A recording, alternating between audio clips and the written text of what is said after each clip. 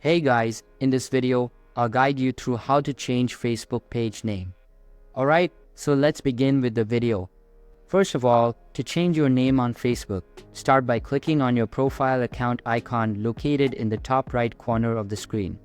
From the drop-down menu, select Settings and Privacy and then choose Settings. On the left side of the settings page, you will see a variety of options. Next, click on See More in Account Center.